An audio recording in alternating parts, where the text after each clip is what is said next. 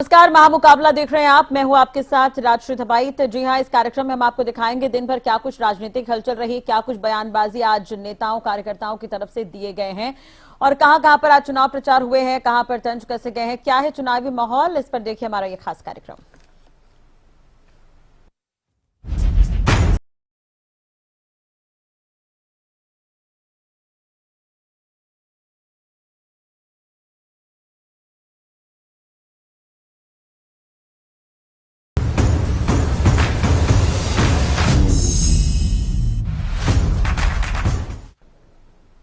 सबसे पहले बात कर लेते हैं सोनीपत के खरखोदा की, जहां पर मुख्यमंत्री नायब सैनी ने चुनावी जनसभा को संबोधित किया।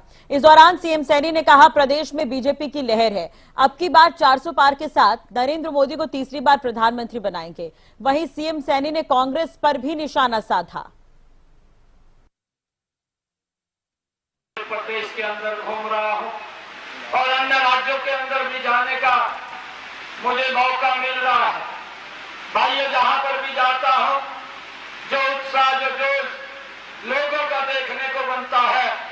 भाइयों, एक ही बात लोग बोलते हैं कि अब की बार नरेंद्र मोदी जी 400 पार सीटें लेकर के तीसरी बार इस देश का प्रधानमंत्री बनाने का काम करेंगे। ये 10 वर्ष का कार्यकाल, अगर दूसरी तरफ हम देखें 55 वर्ष का, 60 वर्ष का कार्यकाल, भाइयों अगर उसका अंतर हम देखें, एक जमीन आसमान का अंतर हमें नजर आता है। नरेंद्र मोदी जी ने इन 10 वर्षों में हर वर्ग के लिए काम किया है। देश भी इसका आंकलन कर रहा है कि 55 साल तक, 60 साल तक कांग्रेस सत्ता के अंदर रही है, परंतु जिस गति से देश को आगे बढ़ना चाहिए था, उस गति से देश नहीं बढ़ पाया है। इधर सिरसा में CM Nayab Saini road show करते हुए नजर आए। रोड शो में सीएम के साथ हरियाणा लोकहित पार्टी सुप्रीमो गोपाल कांडा भी मौजूद रहे। बीजेपी प्रत्याशी के नामांकन के बाद रोड शो का आयोजन किया गया था और इस दौरान बीजेपी के वरिष्ठ नेता गोविंद कांडा भी मौजूद रहे। तस्वीरें आप देख सकते हैं। तो रोड शो में हरियाणा लोकहित पार्टी सुप्रीमो गोपाल कांडा यहाँ पर मुख्यमंत्री नायब सैनी के साथ नजर आ रहे हैं। दरअसल अशोक तंवर ने आज नामांकन भरा और उसके बाद रोड शो करते हुए नजर आए। तस्वीरें आप देख रहे हैं सिरसा की। हम ये कार्यक्रम खत्म करेंगे, वहां तक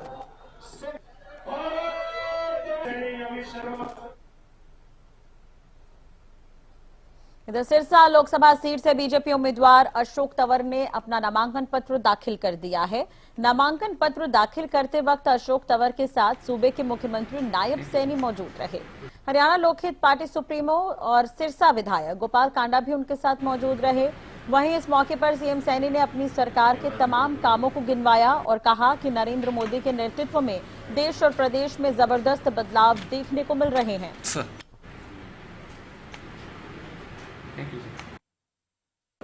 अशोक तंवर जी को आज बहुत बहुत बधाई और शुभकामनाएं मैं देता हूं। आज उन्होंने नामांकन अपना दाखिल किया है। नरेंद्र मोदी जी के नेतृत्व में देश और प्रदेश में एक ज़बरदस्त बदलाव पिछले 10 वर्षों में देखने को मिल रहा है। हर वर्ग को सीधा योजना के साथ जोड़ करके उस तक लाभ पहुंचाने का काम किया गया है और हर वर्ग में विश्वास बढ़ा है। महिलाओं को सशक्त किया गया है, किसान को मजबूत किया गया है, युवाओं में विश्वास बढ़ा है, गरीब के चेहरे पे मुस्कान लाने का काम योजनाबद्ध तरीके से इन 10 वर्षों में किया है। हरियाणा के अंदर अगर हम बात करें, चाहे बिना पर्ची बिना खर्ची के युवाओं को रोजगार की बात हो और चाहे बेटियों के लिए हमारी सरकार ने हर 20 किलोमीटर के ऊपर एक कॉलेज बना करके उनको पढ़ने का अधिकार देने की बात हो, लगातार ये सरकार लोगों के हित में काम करती रही है और आगे भी मजबूती से इस देश को आगे बढ़ाने का काम करेंगे। इधर रोहतक लोकसभा सीट से कांग्रेस उम्मीदवार दीपेंद्र हुड्डा ने शनिवार को अपना नामांकन पत्र दाखिल किया। इस दौरान उनके साथ पिता और पूर्व सीएम भूपेंद्र हुड्डा, प्रदेश अध्यक्ष उदयभान समेत कई बड़े नेता मौजूद रहे। मीडिया से बातचीत करते हुए दीपेंद्र हुड्डा ने दावा किया कि रोहतक से वो सांसद तो बनेंगे ही, साथ ही यहां से हरियाणा में परिवर्तन की नींव भी रखी जाएगी। वहीं नेता प्रतिपक्ष भूपेंद्र हुड्डा ने हरियाणा में कांग्रेस के पक्ष में माहौल बताया।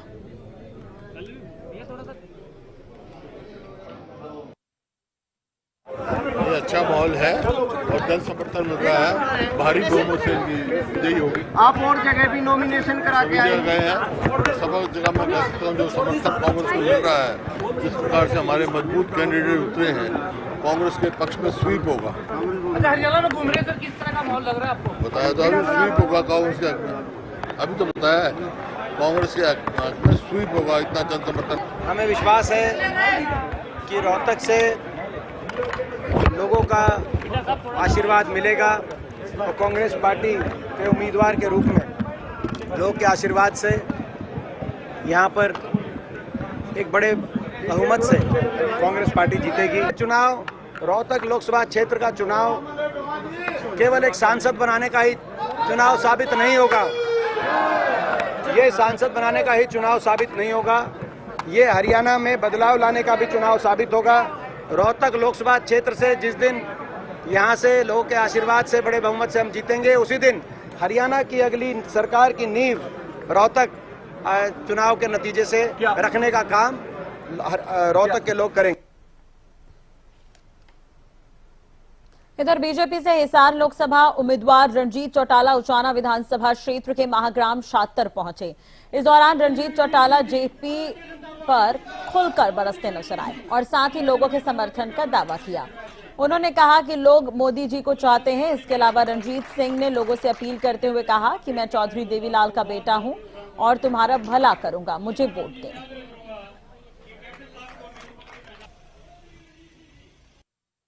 गर्मी में इतनी भीड़ में और बड़ा फर्क आया कि ये इलाका जो है ये मोदी राहुल गांधी का देश की सुरक्षा, देश की आत्मरक्षा के लिए देश को बनाना चाहिए। और भाई मैं आया हूँ, चौधरी देवीलाल का बेटा हूँ, तुम्हारा भला करूंगा, तो मेरा साथ। किस तरीके का रिस्पांस गांव में जा रहे हो मिल रहा है? आप देखना ना आया तब भीड़, बाद में कितनी भीड़ बढ़ी है, सारा एक तरफा माहौल है। आपने कहा कि शोकन भी अभी अपने संबोधन में कहा कि शोकन भी आपका साथ देगी। नहीं, शोकंदों के 25 का मुझे पता है, मुझे फोन आ रहे हैं धड़ाधड़ जी। क्या विशेष कारण है, कैसे साथ दे रहे हैं? यह एक आपस की गुटबाजी की लड़ाई है। जो शोकन है वो हमेशा एक तरफ खड़ा रहे। अब उनके समान फैसले के छोटू राम जी के भगत का मेरे साथ है। इधर नौकरियों को लेकर प्रदेश के वित्त मंत्री जेपी दलाल ने नेता प्रतिपक्ष भूपेंद्र सिंह हुड्डा पर निशाना साधा। जेपी दलाल ने कहा कि हुड्डा की 10 साल की सरकार से 1.5 गुना ज्यादा नौकरियां मेरिट के आधार पर बीजेपी सरकार में दी गई है। वहीं इस दौरान जेपी दलाल ने राहुल गांधी की अमेठी छोड़ रायबरेली से चुनाव लड़ने पर भी कटाक्ष किया है। देखिए, हमारी सरकार ने हुड्डा साहब की 10 साल की सरकार से 1.5 गुना ज़्यादा नौकरियां मेरिट के आधार पर दी हैं। उसके अतिरिक्त जो एकदम ज़रूरत के हिसाब से हम कौशल रोजगार के माध्यम से भी लोगों को लगाते हैं, जो पहले ठेकेदार कर्मचारियों का शोषण करते थे, उनके पीएफ वगैरह भी नहीं जमा कराते थे, उससे उनको छुटकारा मिला है। नीतियाँ बना के हमने काम किया है और नौकरी देने में भारतीय जनता पार्टी की सरकार का समय जो है वो कांग्रेस के टाइम से ज़्यादा बेहतर है। राहुल गांधी जी जैसे मोदी जी ने बताया कि पिछली बार वो यहाँ से हारे, अमेठी से वायनाड चले गए। वायनाड जाने के बाद, जीतने के बाद वहाँ के क्षेत्र की उन्होंने देखभाल नहीं की। अब उनको वहाँ से हार का खतरा मंडरा रहा है, इसलिए वो रायबरेली में आए हैं।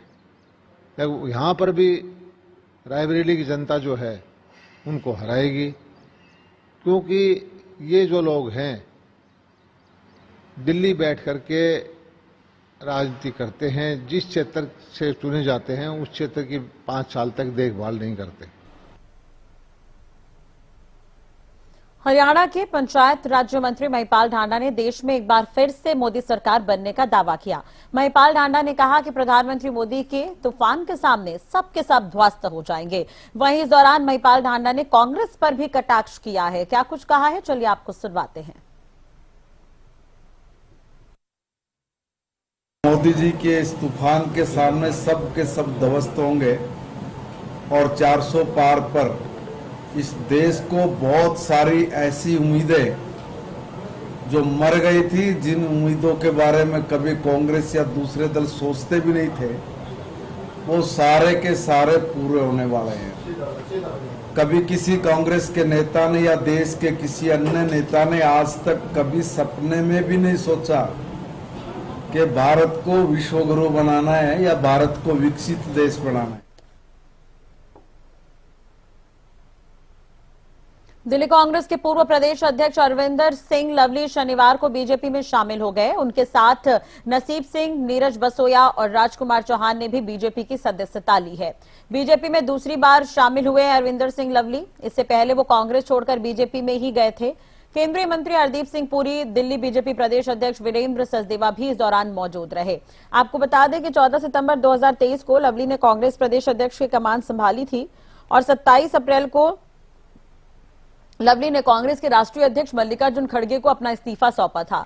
ये पहली बार नहीं है जब लवली कांग्रेस छोड़कर बीजेपी में शामिल हुए थे। उन्होंने इससे पहले साल 2017 में भी टिकट वितरण में नाराजगी को लेकर इस्तीफा दिया था, लेकिन फरवरी 2018 में 1 साल से भी कम समय में वो कांग्रेस में लौट आए थे। तब उन्होंने कहा था कि मेरे लिए बीजेपी में जाना कोई खुशी का निर्णय नहीं था, तब मैंने पीड़ा में फैसला लिया था। अब दोबारा अरविंदर लवली बीजेपी के हो गए हैं।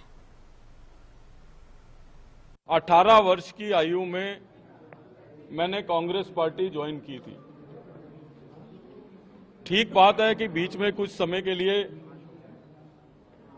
मैं आया था और कुछ माह में वापस चला गया था, इसलिए कि 18 वर्ष में हमको ये बताया गया था कि इंदिरा जी ने एक भाषण किया था और कहा था कि मेरा खून का कतरा कतरा इस देश के लिए है। और आज अगर हम वापस आए हैं तो इसलिए आए हैं कि हमने भाषण सुना था कतरे कतरे का। आज कांग्रेस पार्टी कतरे कतरे से टुकड़े टुकड़े तक पहुंच गई है। इसलिए जो है हम लोगों ने फैसला किया कि देश के लिए कोई पार्टी अगर लड़ रही है तो हमको घर बैठने की बजाय उस पार्टी में अपना योगदान देना चाहिए, उस सशक्त नेतृत्व को मजबूत करना चाहिए। तो इसलिए जो है हम तमाम साथी, राजकुमार चौहान जी जो बरसों तक जिन्होंने दिल्ली को नेतृत्व दिया, नसीब सिंह जी बहुत ही हमारे सीनियर लीडर हैं, नीरज बसोया जी, अमित मलिक जी, हम तमाम लोगों ने इमीडिएटली ज्वाइन करने का फैसला किया और बहुत सारे हमारे साथी आने वाले दिनों में इधर झारखंड में चुनावी जनसभा को संबोधित करते हुए प्रधानमंत्री नरेंद्र मोदी कांग्रेस पर जमकर बरसे। प्रधानमंत्री मोदी ने कहा, कांग्रेस आज भी माओवादी नक्सलियों का समर्थन कर रही है। कांग्रेस के राज में राशन सड़ता था, आदिवासी क्षेत्रों के बच्चे भूखे मर रहे थे। कांग्रेस अनाज गोदामों पर ताला लगाकर बैठ जाती थी।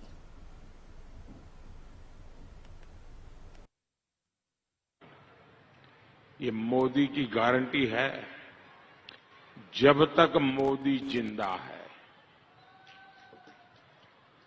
जब तक मोदी जिंदा है, मैं दलित, आदिवासी, ओबीसी इस आरक्षण में से रत्ती भर भी उनको चोरी नहीं करने दूंगा। ये मेरी आपको गारंटी है। साथियों, कांग्रेस की कुनीतियों ने ही देश को नक्सलवाद की खूनी हिंसा दी।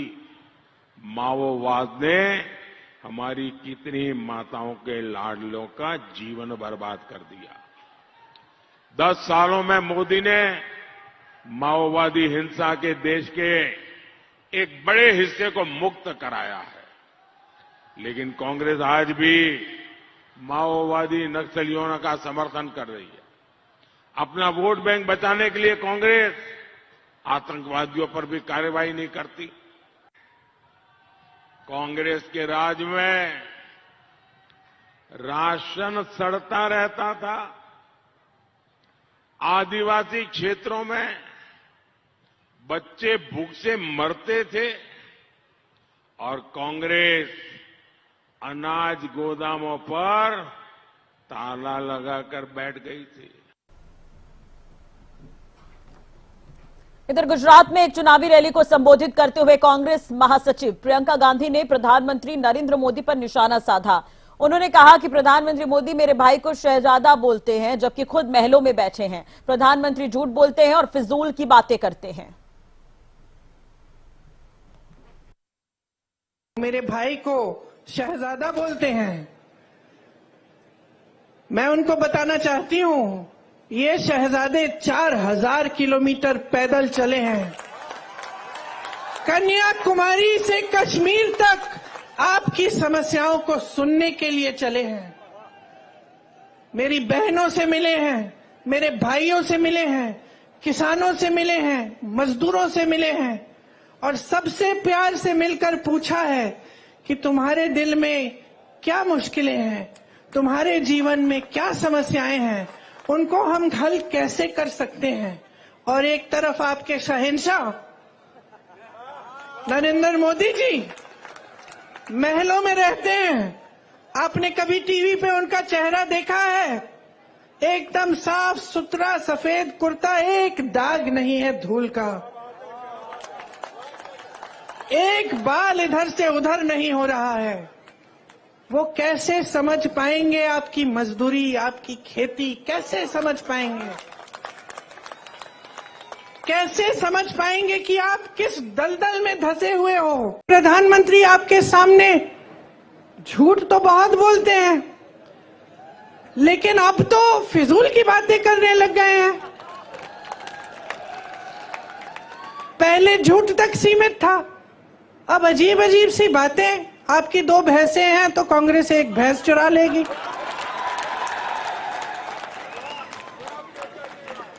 पचपन सालों से कांग्रेस की सरकार रही है इस देश में, जरा बताइए किसकी भैंस चुराई हमने?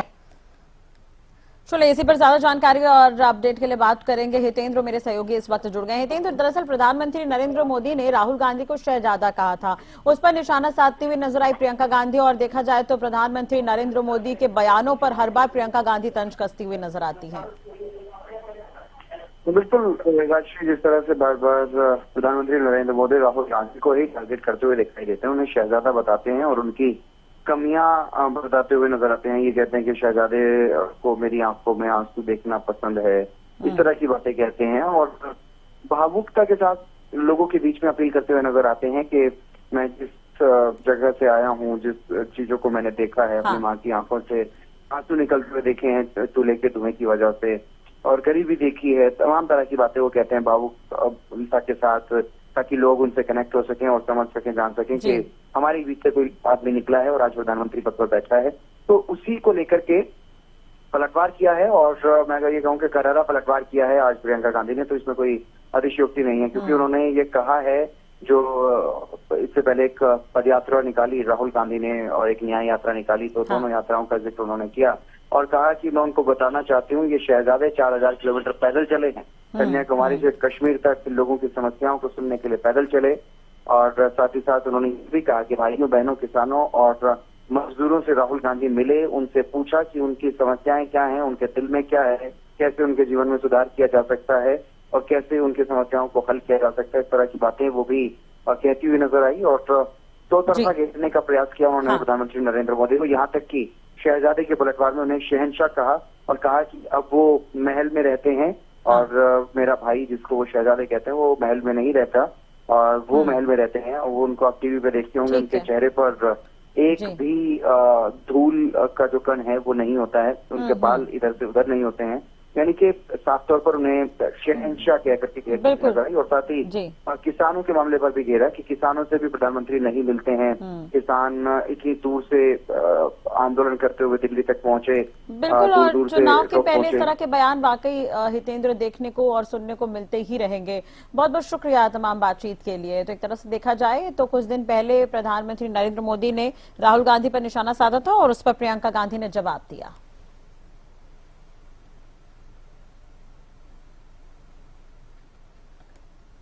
इधर केंद्रीय गृह मंत्री अमित शाह ने चुनावी जनसभा को संबोधित करते हुए राहुल गांधी पर तंज कसा। अमित शाह ने कहा, राहुल बाबा समस्या सीटों में नहीं आप में है। रायबरेली में भी बड़े अंतर से राहुल गांधी चुनाव हारेंगे। ये तमाम बातें अमित शाह कहते हुए नजर आए। क्या आज हालत हुई राहुल, पहले अमेठी से लड़ते थे, स्मृति ईरानी जी के सामने हारे, वायनाड भागे, इस बार वायनाड में जोखम लगा है, अब रायबरेली गए हैं। अरे राहुल बाबा, यहां से वहां, वहां से यहां, यहां से वहां क्यों कर रहे हो? मैं आपको बता देता हूं, सीटों में कोई प्रॉब्लम नहीं है, प्रॉब्लम आप में है। जहां जाओगे वहां हारोगे। भाइयों बहनों, ये रायबरेली में भी प्रचंड बहुमत से हारने वाले हैं।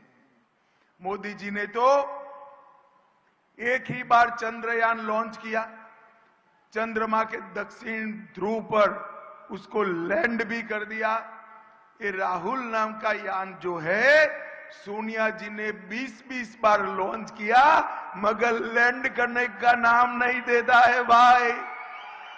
अबे 21वां ट्रायल है, देखो क्या होता है। मुझे मालूम है 21वां ट्रायल भी क्रैश कर जाने वाला है, लैंड नहीं कर पाएगा। उत्तर प्रदेश के मुख्यमंत्री योगी आदित्यनाथ ने विरासत टैक्स को लेकर कांग्रेस पर जमकर हमला बोला। सीएम योगी ने कहा कि कांग्रेस अपने घोषणा पत्र में जजिया कर की बात करती है। ये जजिया कर वही है जो उन्होंने विरासत टैक्स की बात की है। कांग्रेस जजिया कर को लागू करना चाहती है। औरंगजेब सबसे क्रूर मुगल बादशाह था। औरंगजेब ने एक कर लगाया था, उसका नाम है जजिया कर। आज कांग्रेस भी अपने मैनिफेस्टो में जजिया कर की बात करती है। ये जजिया कर क्या है? जो उन्होंने विरासत टैक्स की बात की है। देखो, मोदी जी कहते हैं कि विरासत का सम्मान होना चाहिए, और बहनों और भाइयों, एक तरफ मोदी जी कहते हैं कि गुलामी के अंशों को समाप्त करेंगे लेकिन विरासत का सम्मान करेंगे, और दूसरी तरफ कांग्रेस क्या कहती है अपने मैनिफेस्टो में? कहती है हम विरासत टैक्स लगाएंगे। आपके पूर्वजों के द्वारा जो संपत्ति अर्जित की गई है, बाप दादों की जो कमाई है, उस कमाई पे भी वे कहेंगे, राहुल गांधी ने कहा ना, हम सर्वे करवाएंगे, एक्सरे करा देंगे, और एक्सरे करा करके फिर उसमें से आधी संपत्ति ये लोग ले लेंगे और आपको कहेंगे कि भाई ये हमारा विरासत टैक्स है।